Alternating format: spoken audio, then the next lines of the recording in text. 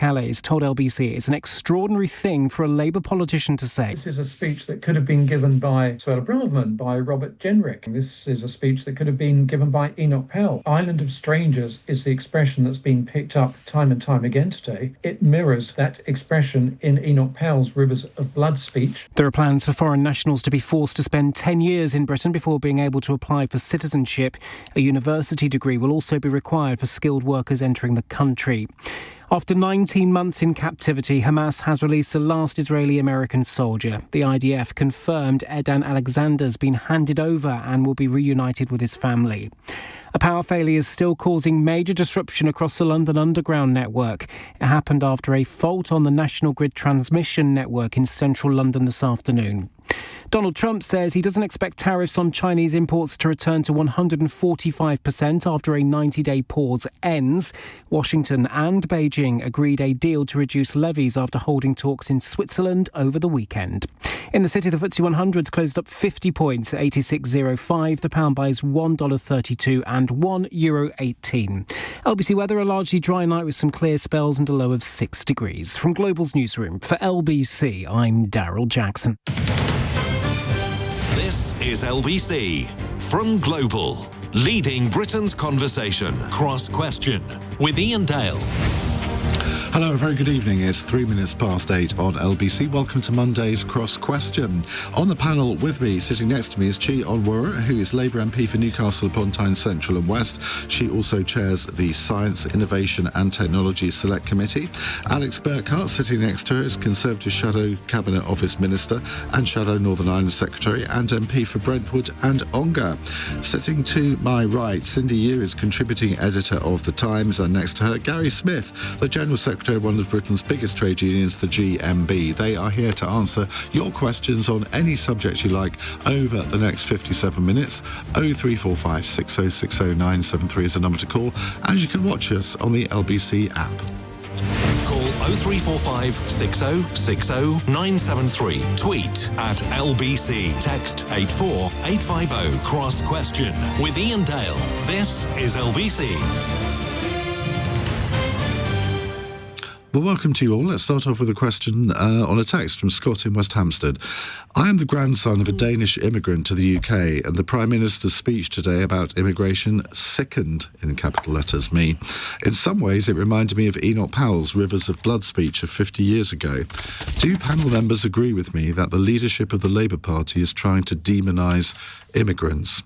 Well, Chi, I have to come to you first on that. When you hear a question like that, I mean, how does that make you feel? Well, as to start from where Scott started, my grandfather came to Newcastle from Ireland in the 20s, and my mother actually emigrated to Nigeria in the 60s. And the idea that the Labour Party is looking to demonise immigrants, I think, is entirely wrong. And I haven't listened to Keir's speech. I've heard some of the language in it, but I was in the chamber for Yvette Cooper presenting the white paper, and it was clear that she was not, trying to demonise immigrants. In fact, very specifically recognising first that we are a nation of immigrants and the descendants of immigrants, and recognising the contribution that immigrants make. We wouldn't have, the NHS wouldn't work without immigrants.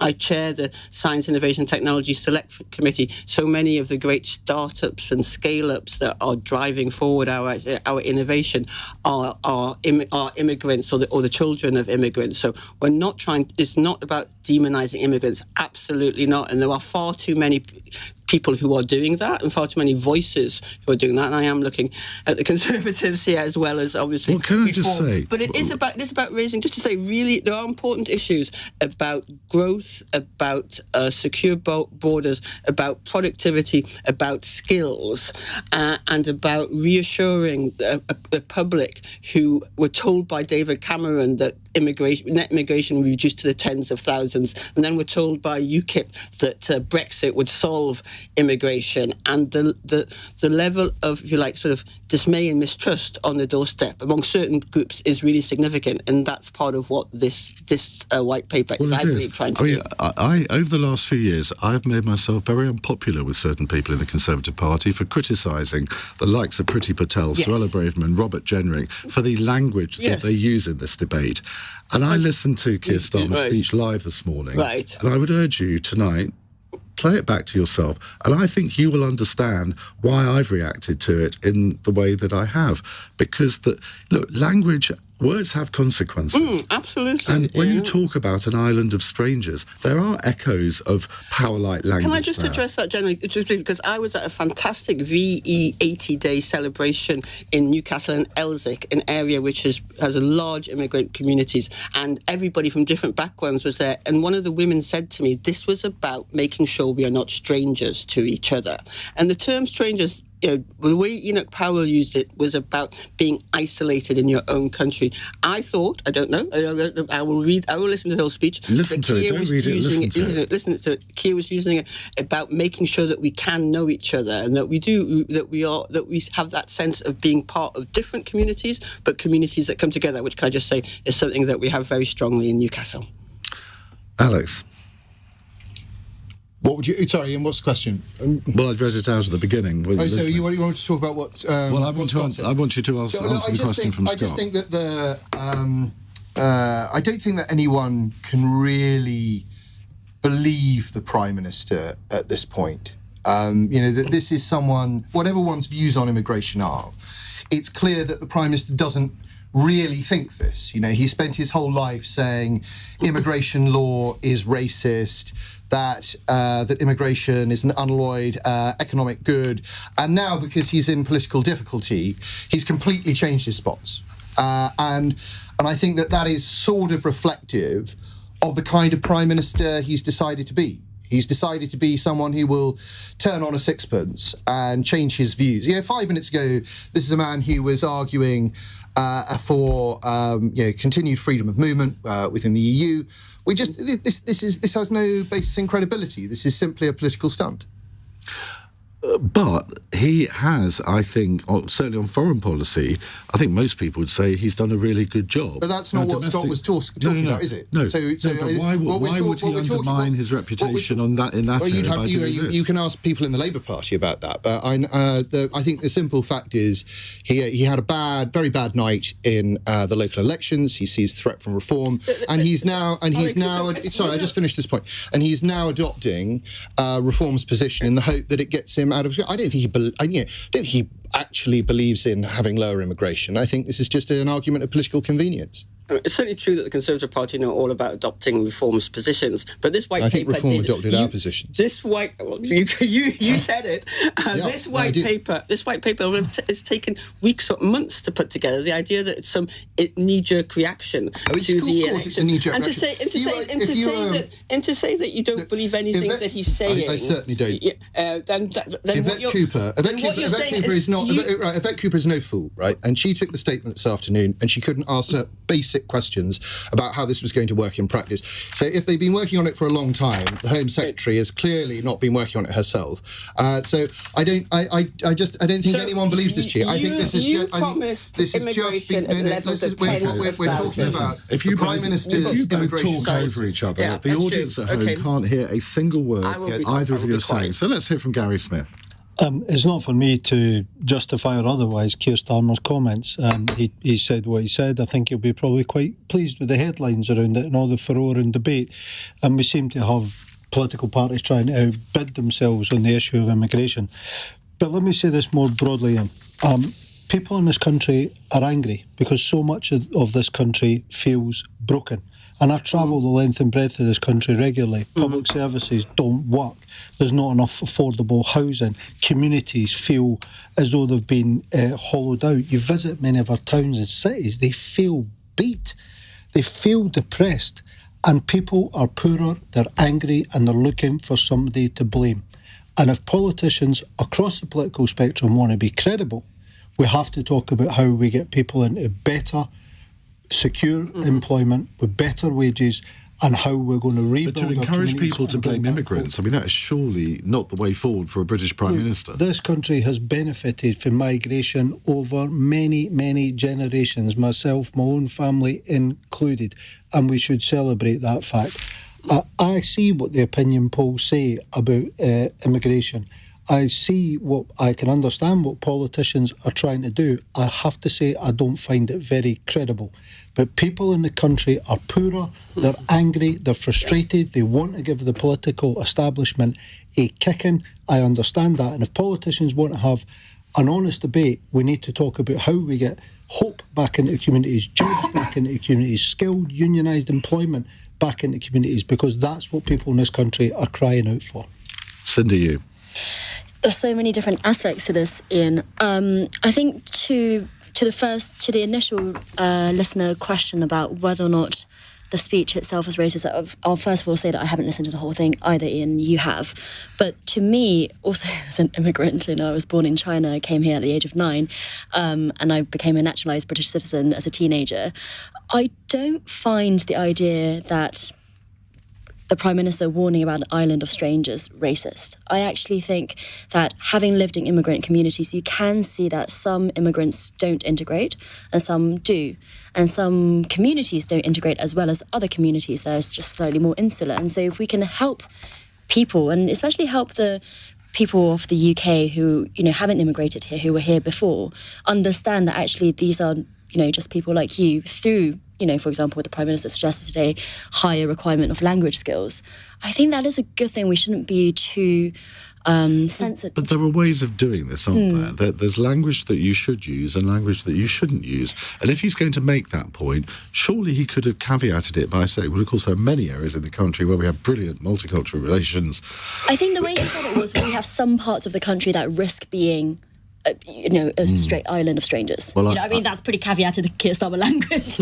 Yeah, and obviously that's not the headline. We all have our own way of saying these things, but if you listen to it, it was very uncomfortable. I do worry, though, that, if I may say it, that the white majority in this country can sometimes not be doing things that are helpful for ethnic minorities for fear of becoming across as racist. There are certain things that actually for too long in the country, in policy areas, people have been afraid to say because actually they worry about it coming across as racist. Things like school attainment, where if you disaggregate it according to ethnicity and communities, you can see that certain communities struggle more than others. Not all BAME communities, as we call it, all in one lump, perform the same. And so that kind of stuff, I do wish we could be a bit more pragmatic. You're too bashful, but the Chinese community outdoes everybody, don't they? Exactly. The Chinese community outdoes everyone else. I think I'm right in saying that the Black Caribbeans do worse than the white working class. But that wide range are things that we should be talking about. I think that's actually changed now. I think it's flipped. Yeah.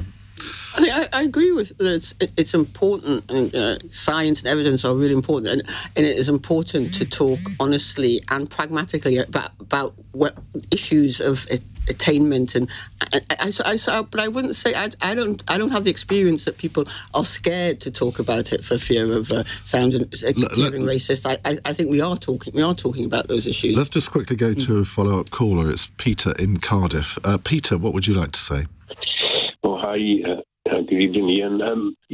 After the last 10 months, has this government lost the moral right to call itself Labour?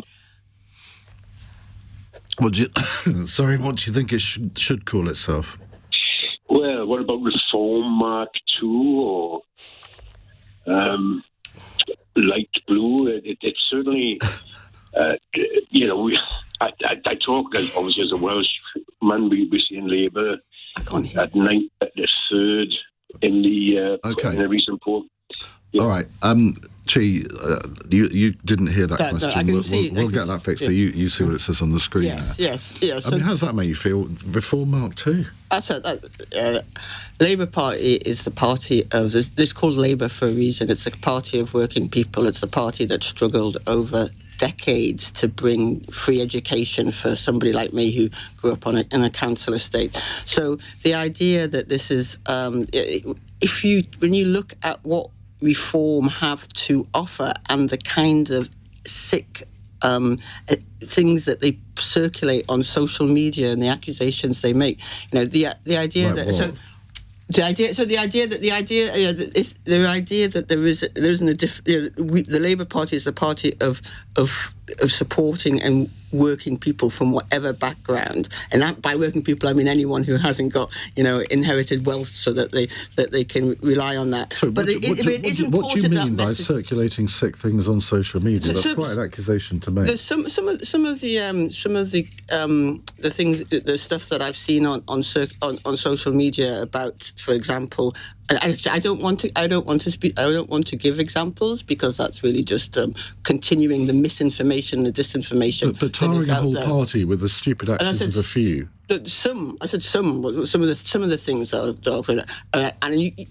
the Reform Party is like attacking itself left, right, and centre and falling apart. So I don't think you can say that I am tarring a whole party by pointing out that some of the stuff which is on social media from that party is really offensive. Well, I suppose at least they haven't had MPs go around beating up their constituents, have they? Well, it's like one MP that's exactly my point. You're tarring a whole party with the actions of a few miscreants. I think if you look, the proportion of Reform Party members who have been accusations of bullying in Parliament is like 20%. So they've only got 5 MPs. Well, no, exactly. Right. So it's, right, let's go to a break, and we will come to more questions in just a moment. It's 17 minutes past 8. This is LBC.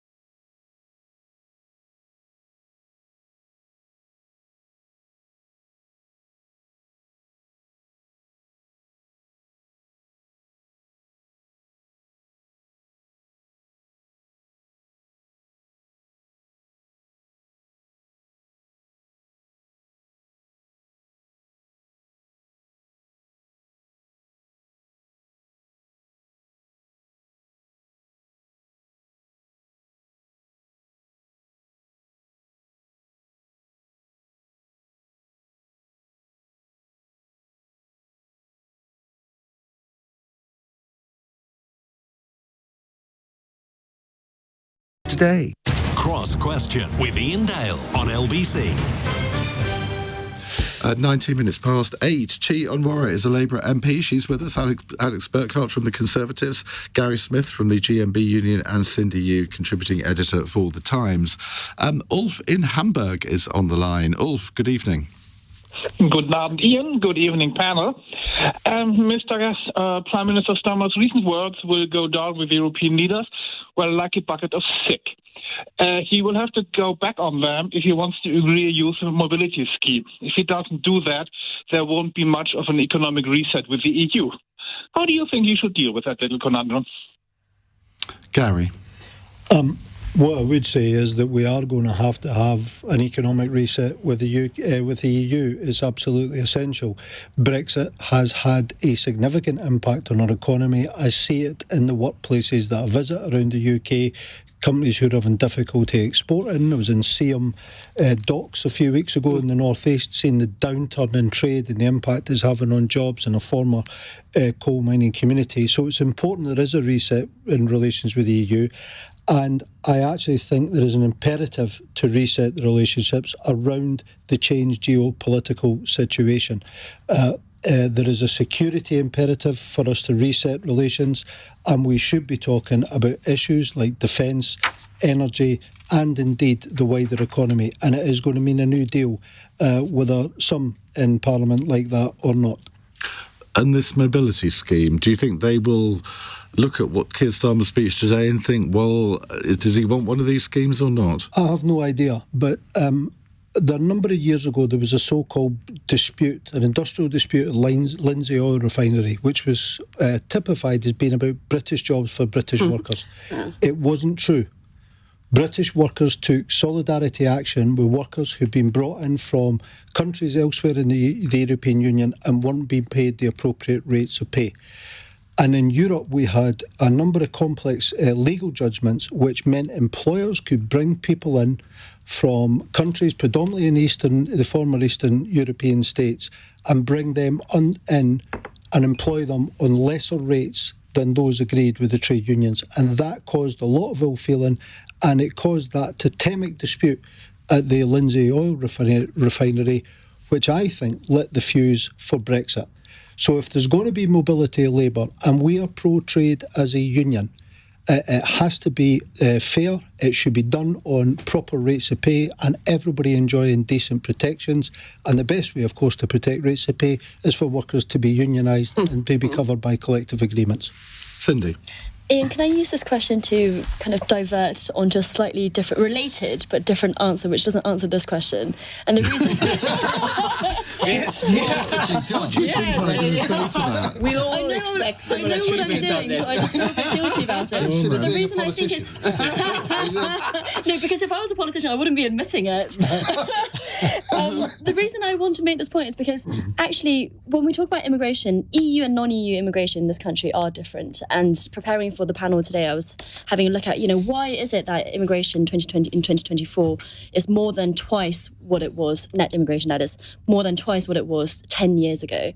And actually, Brexit has had a huge impact in that, because the kind of immigrants we're getting more is non-EU immigrants who are more likely to bring their dependents because of just this type of immigration. They're coming over doing studies or work with established families and children, compared to the kind of freedom of movement in the EU. So I just think it's an interesting point to note that actually, after Brexit, the points-based system opened up.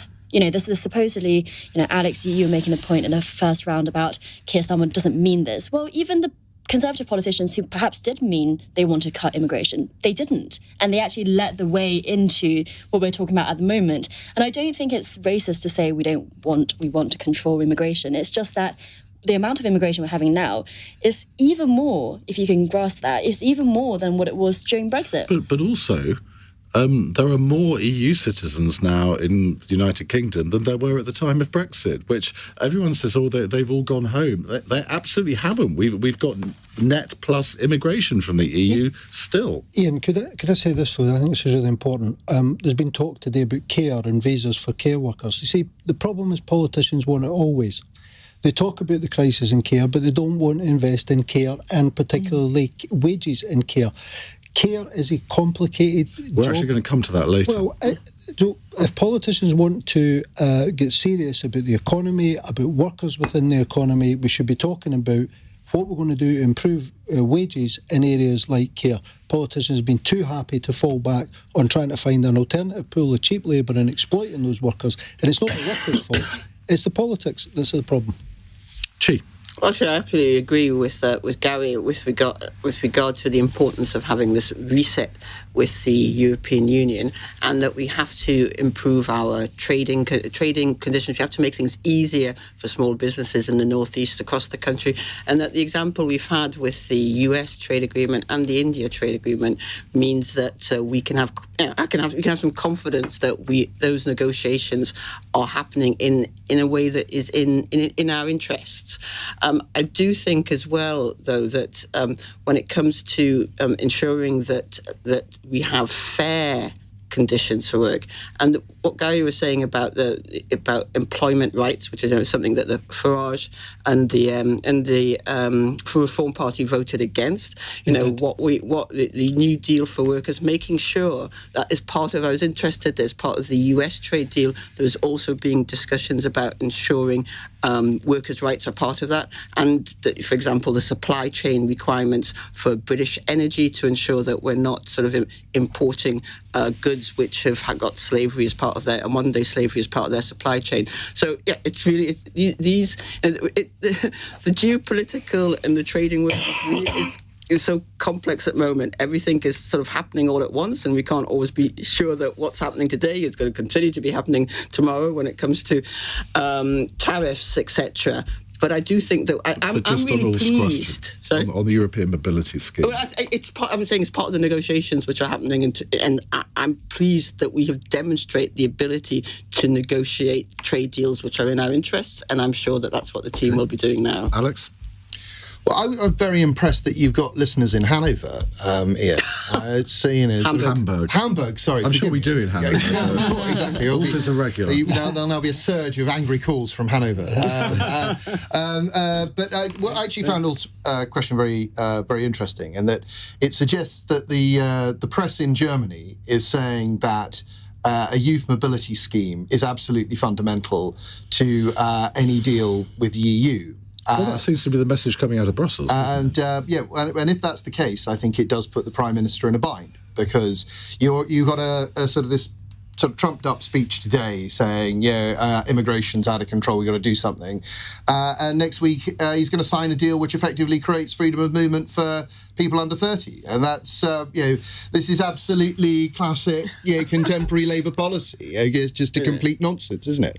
Well, you don't know that he's going to do that. There may well be a cap. It sounds like Ulf thinks there isn't going to be a deal unless he does it. We need more crawlers from Hamburg to help us answer this question. Ulf, help us out. What do you think is going to happen? Do you think that there will be a deal?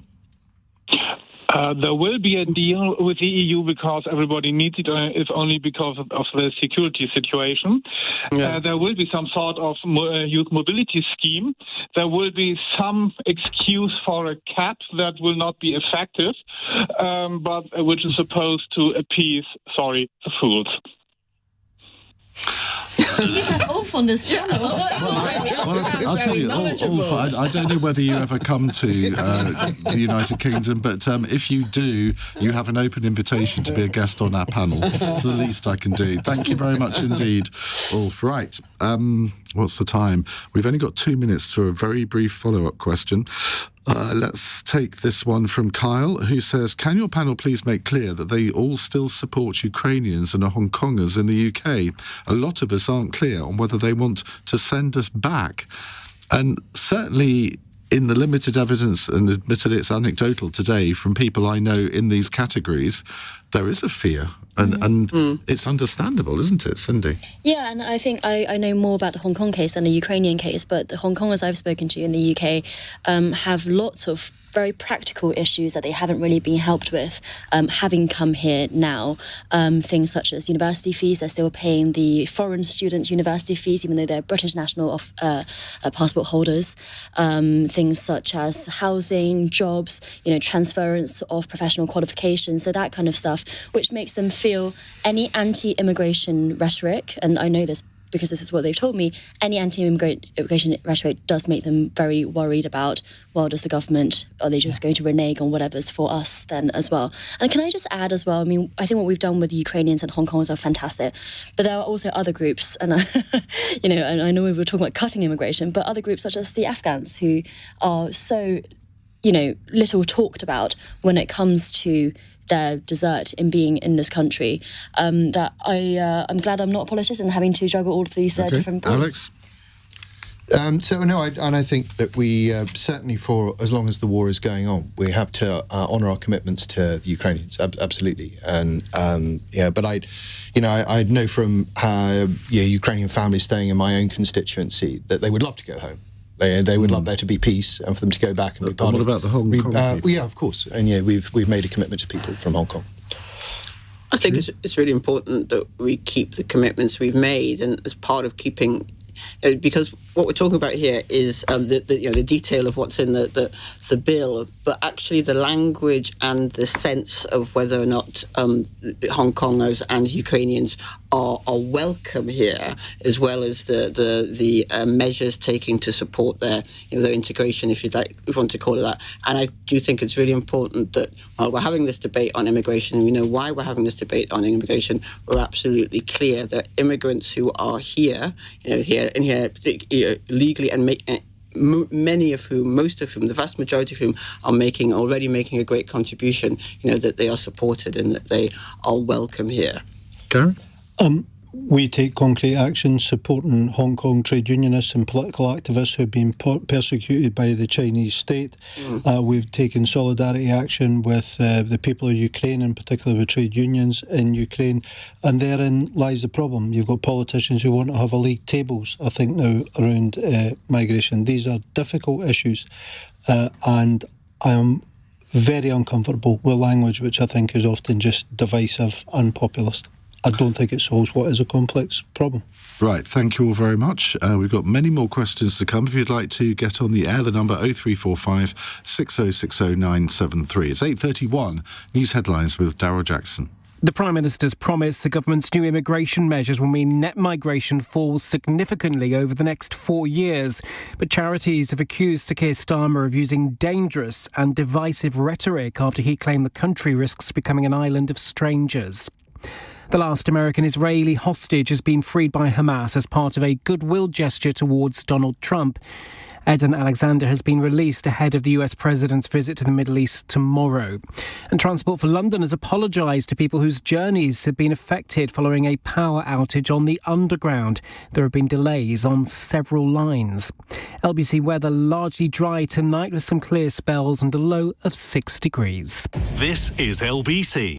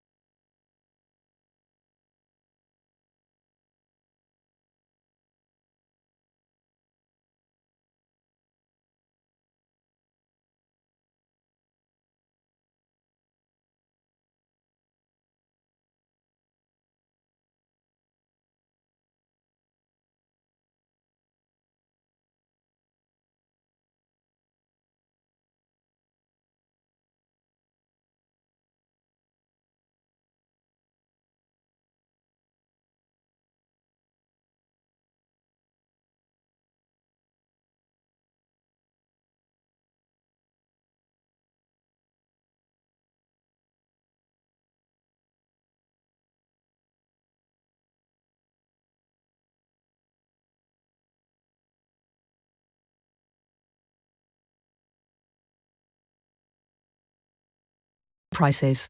Leading Britain's conversation. Cross Question with Iain Dale. Alexa, send a comment to LBC.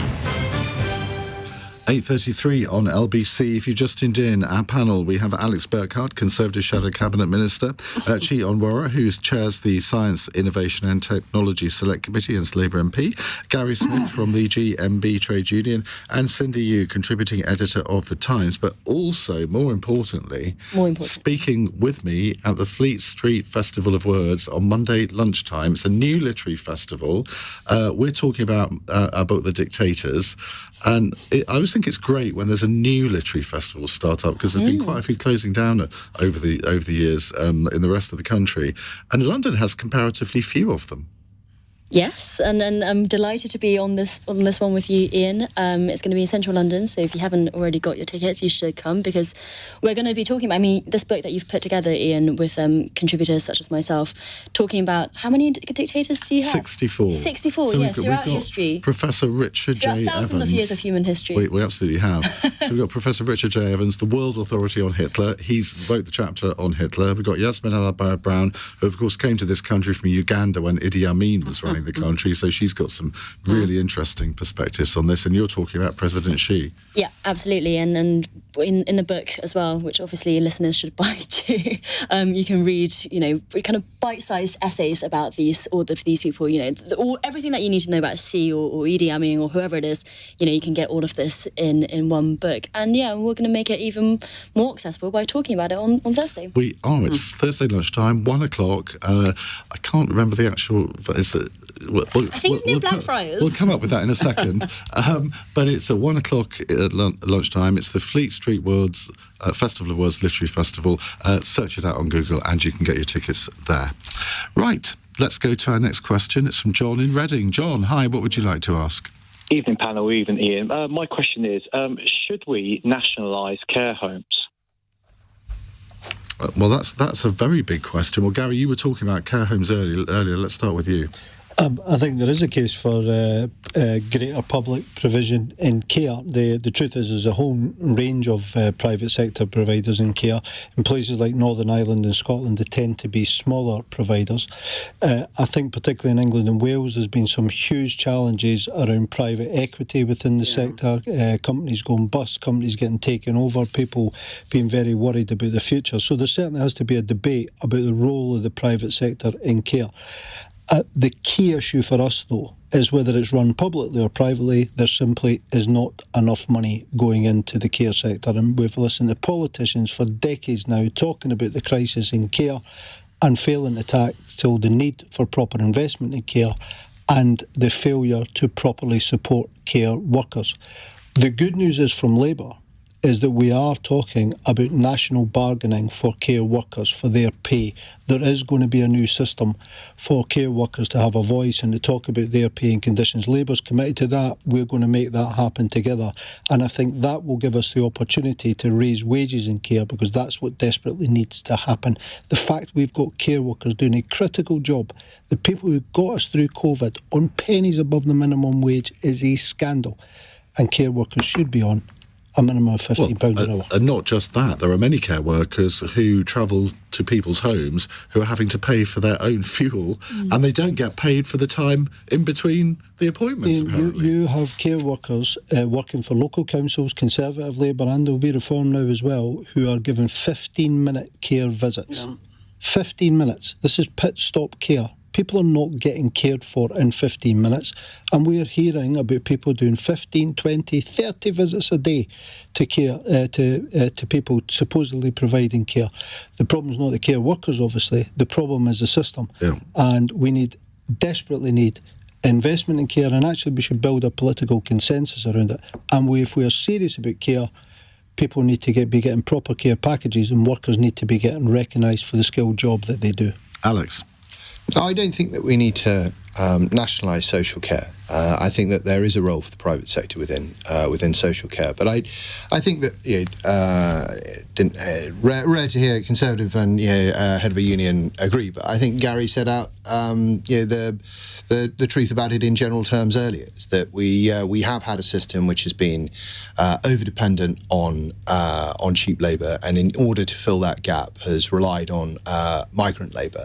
You've 14 years in power, why don't you do something about it? Well, Gary, look, I'm just talking honestly about the situation. 14 years in power, you made it worse. You didn't do anything about it. Or you can talk over me if you want, but I do think that we need to have an honest conversation about it. I don't see that honest conversation coming out of the Labour Party right now. The Conservative Party was kicked out of power last year, and it has time to reflect on what it got right and what it got wrong.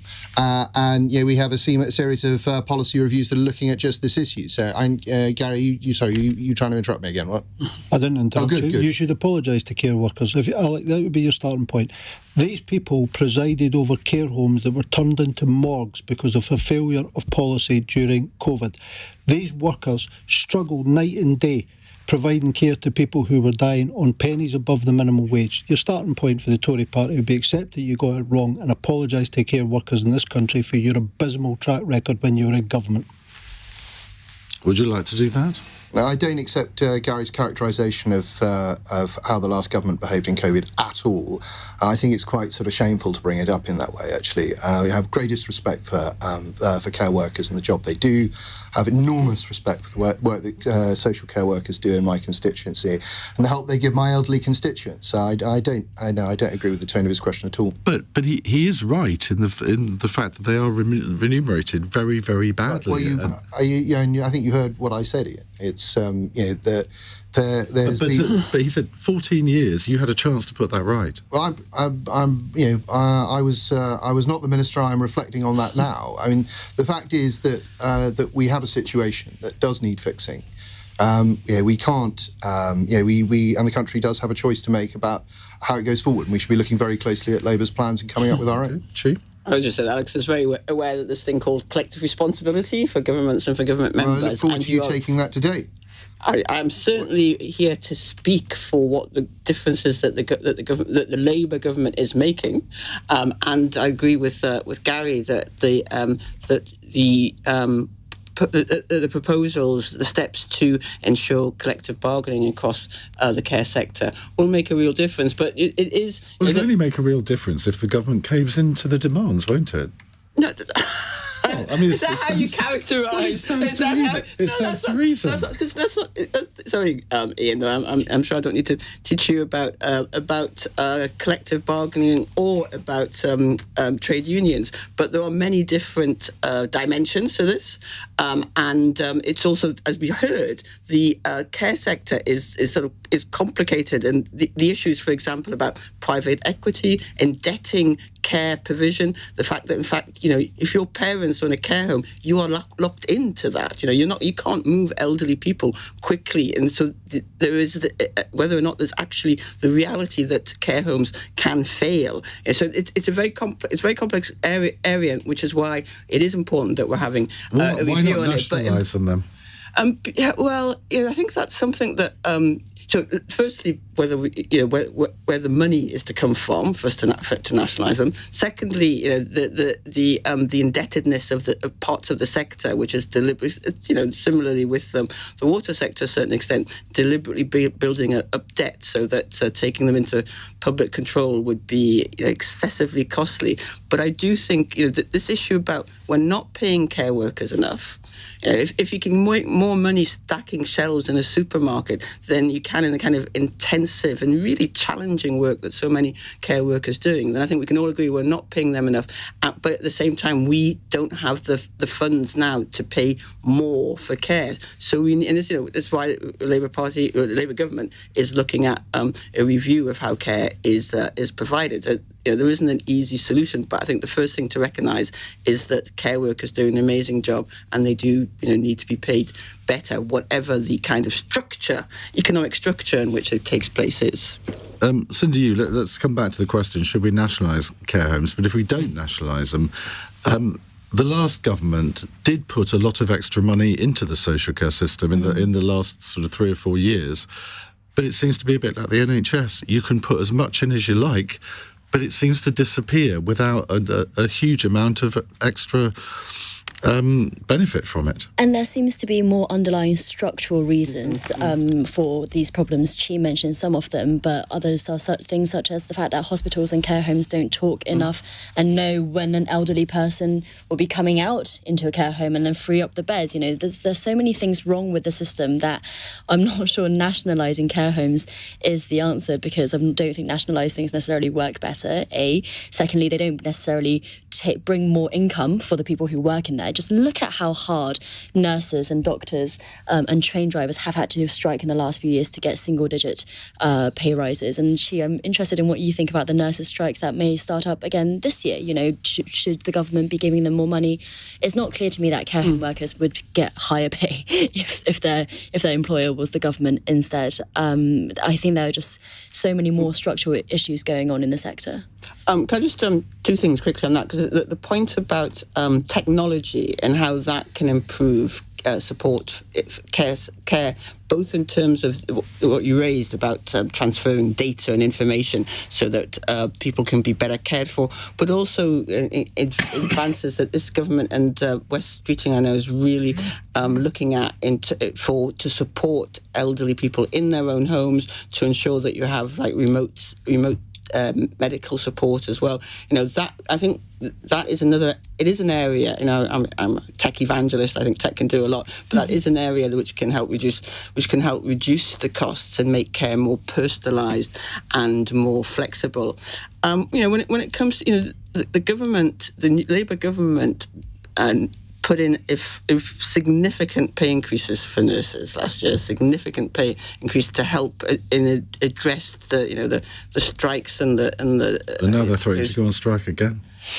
No, I think we haven't had the results of the pay review, and I think that's it. It's a discussion and a debate, and I'm sure that West Streeting and the Department for Health is working closely and speaking closely to the nurses and the nursing unions, and more effectively than the Conservative government did. Now, Alex, you were very impressed that we had a listener in Hamburg. I was. Wait till you hear this one. This is from Clive in Sydney, Australia. Because a lot of people in Australia listen to this as their breakfast show. Really? Excellent choice. And Clive says, I'm listening here in Sydney. You guys are the canary in the coal mine. What should Australia not do to avoid going down the same rabbit hole in terms of austerity demise? I'm going to leave that one hanging. It's 8:46. This is LBC.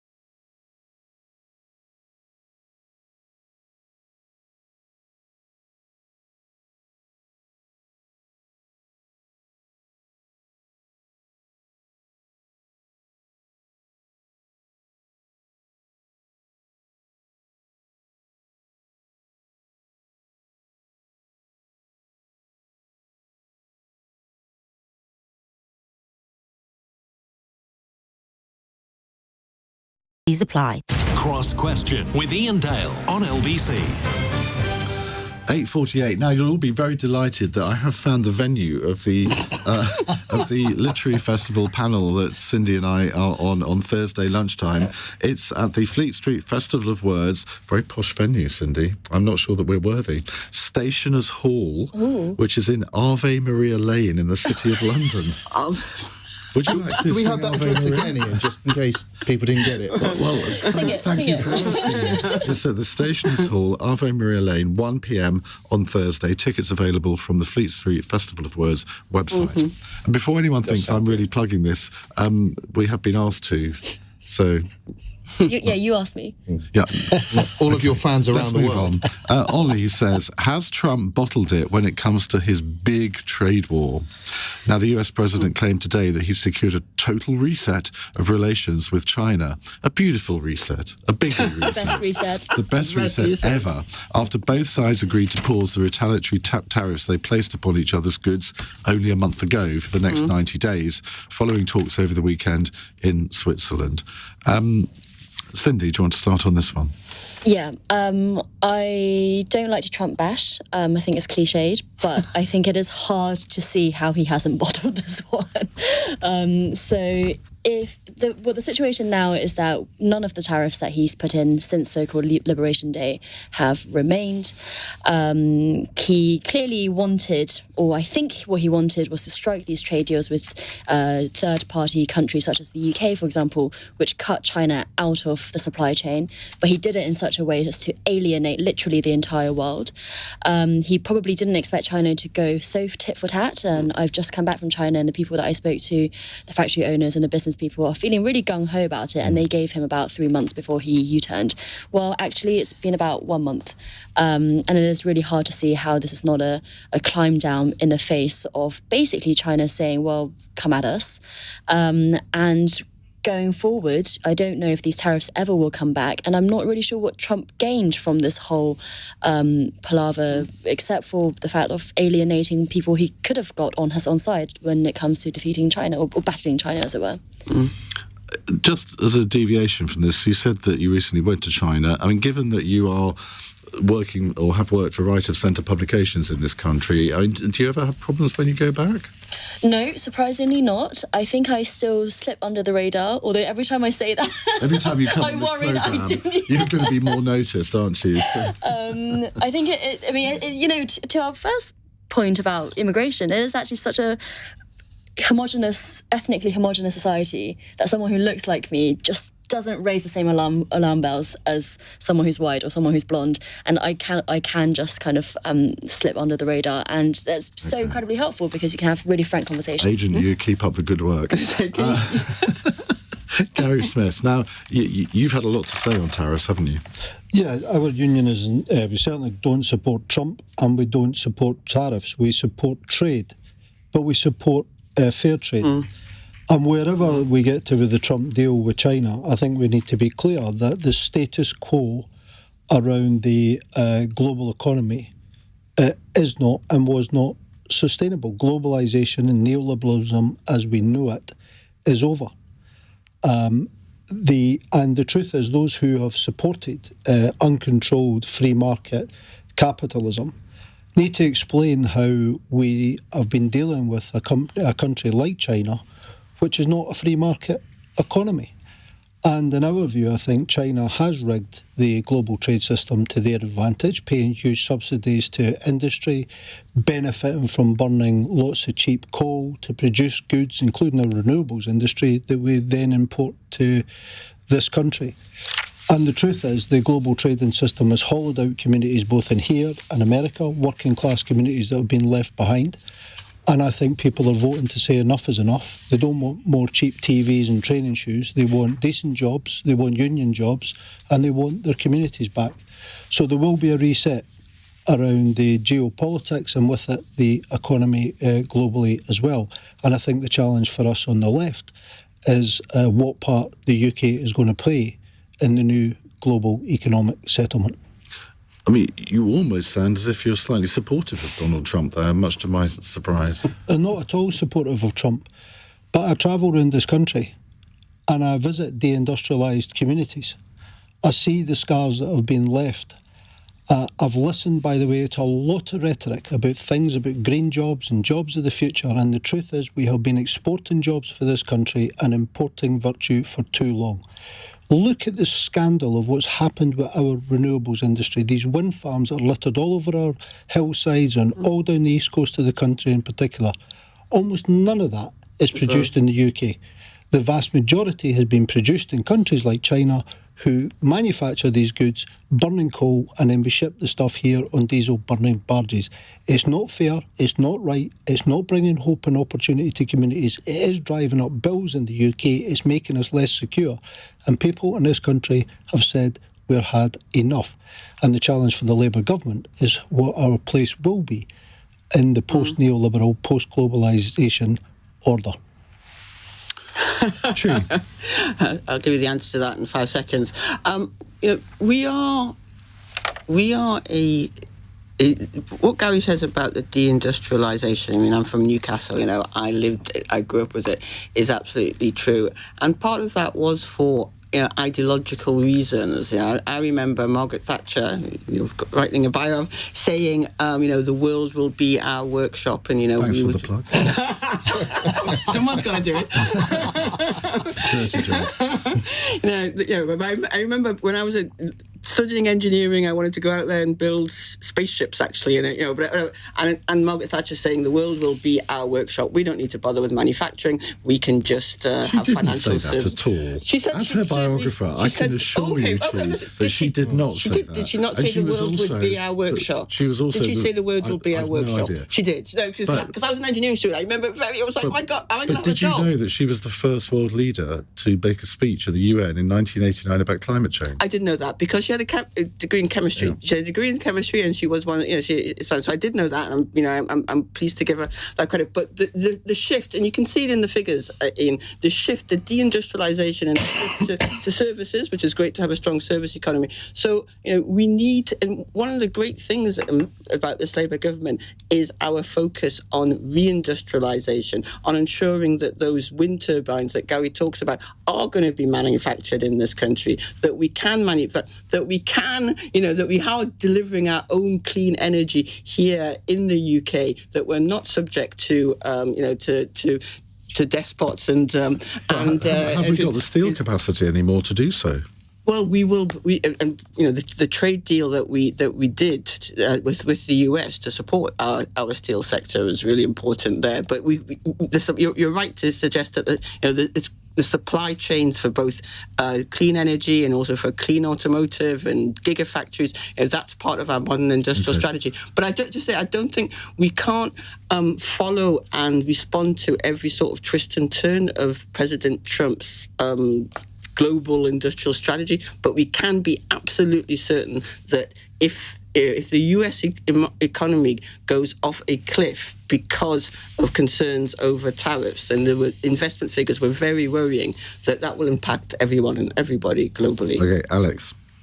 Look, I think it's in everyone's interest that we don't see a permanent trade war between the world's two largest economies. I think that will be very bad for everyone. And if there's a deal that's going to get us through that, then that is much to be welcomed. Can I just quickly say that on wind, actually, Gary, you use wind as an example, and it's easy to have some place like China as a bogeyman, but actually the UK gets a lot of its wind manufacturing imports from Denmark. And actually, this is quite a new industry, and it's easy enough to blame, foreign authoritarian countries like China, massive economies like China, but actually there are things that the British politicians haven't done well. Yeah, other absolutely. Western countries have done better in supplying certain industries. So I think, I do worry that we kind of, we have a bogeyman, and it's just too easy to say, it's because China's economy is so large, they're cheating. But actually, we can just compete a bit better. They are cheating in all sorts of sectors, aren't they? With their Specifically on this one, I think that if Denmark can be such a leading wind power, then why can't the UK be as well? Because there hasn't been investment in the UK industry, except... And that's not China's fault. And it's not. China has done well, but its people have visited China, and credit to them. The failure in this country has been British politicians. But the truth is, much of our green energy infrastructure is produced in China, Indonesia, in the Middle East. And much of it's produced burning cheap coal, and then it's imported here on diesel burning barges. That's just the truth of the matter. Alex, quick one.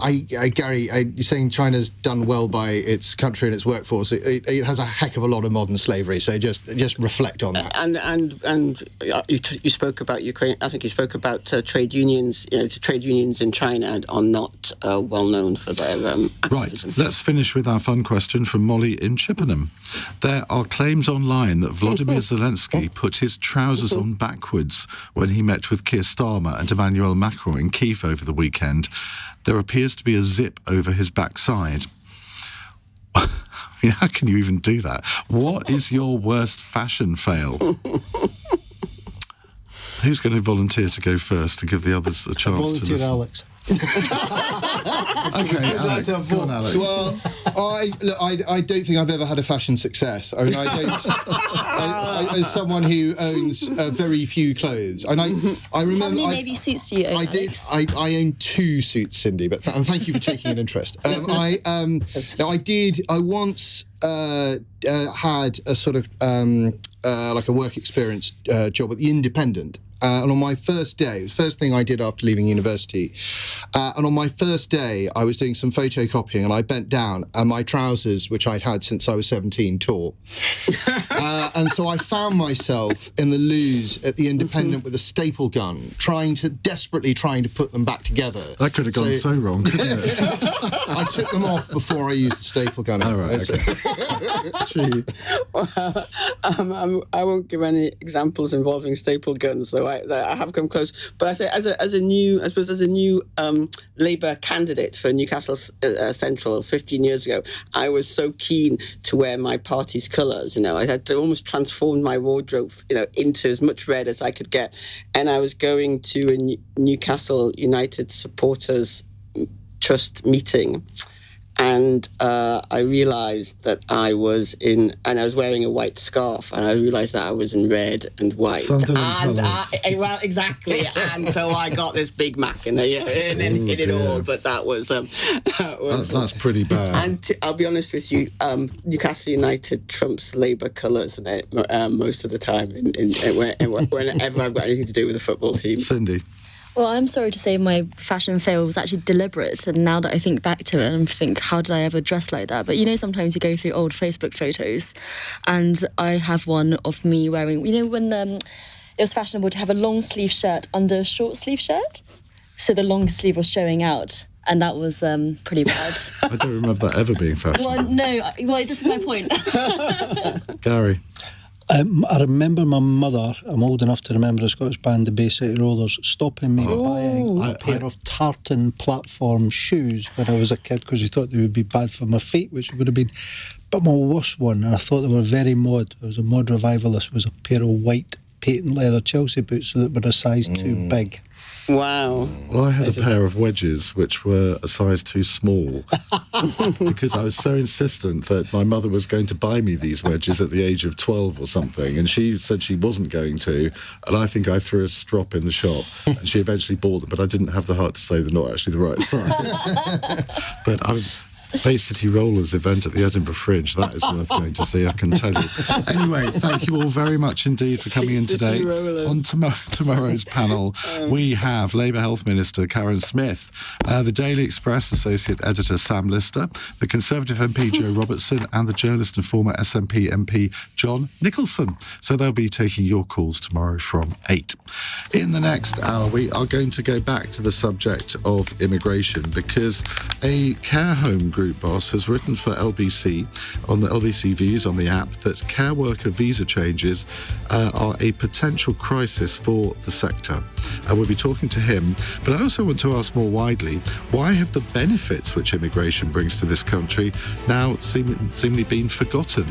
Because nobody ever talks about the benefits, and there are benefits from immigration. I'm going to ask you what you think they are over the next hour, and I want to encourage people who've come to this country through whatever means to just ring up and tell me what you brought to this country and what you think people maybe ought to understand about that. 0345 6060 973. On your radio, on the LBC app, and Play LBC. leading Britain's conversation. This is LBC. From Global's newsroom, the Prime Minister's promised to bring down net migration by the end of this Parliament in an overhaul of the immigration system. Sir Keir Starmer says without major reform, the UK risks becoming what he called an island of strangers. Labour MP Mike Taps told LBC the new legislation will bring down boat crossings in the Channel. There is no magic wand this